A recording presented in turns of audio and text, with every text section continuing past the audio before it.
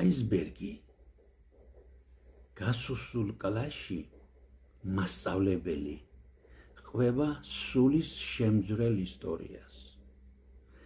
ცოლ-ქმარი ერთად მოგზაურობდა კრუიზში, საკრუიზო გემმა განიცადა კატასტროფა და მგზავრები აღმოჩნდნენ წყალში.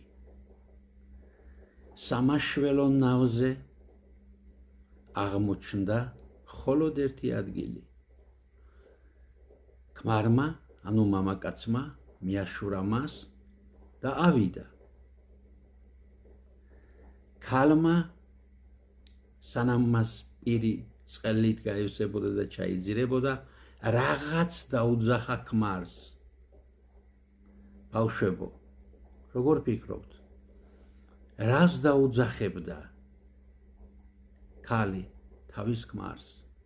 წავიდა ვერსიები. მე ყოველთვის ვიცოდი, რომ შენ ნაძირალა იყავი. მე შენგან ამას ველოდი. ყველა შეფასება იყო უარყოფითი. მხოლოდ ერთმა ყმაწვილმა თქვა, რომ მას გონია, რომ ქალბატონი დაიძახებდა. ჩვენს შვილს მიხედე.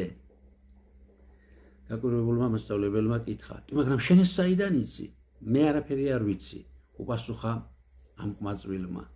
მე უბრალოდ ვიცი, რომ ეს იყო უკანასკნელი სიტყვები, რომელიც დედაჩემმა გარდაცვალების წინ უთხრა მამაჩემს. დიახ, ბავშვებო, განაგრძო მასწავლებელმა.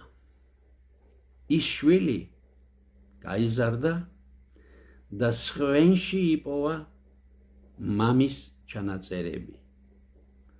აღმოჩნდა, რომ ქალს დაუდგინდა კიბოს დიაგნოზი, მას ძალიან ცოტა ჰქონდა დარჩენილი და ცოლ-ქმარმა გადაწყვიტა უკანასკნელი დღეები ერთად გაეტარებინათ და ამისთვის მათ აირჩიეს კრუიზი. შესაბამისად, ისტორიის დასასრული იცით და ცოლმა მას სთხოვა, რომ ასულიყო ამ ნავში და სწორედ ეს იყო მისი უკანასკნელი სიტყვები, რომ მიხედე ჩვენს შვილს.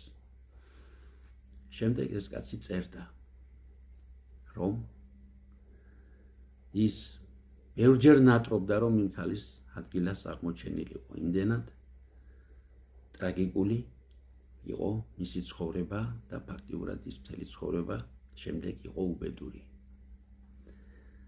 ერაშუაშია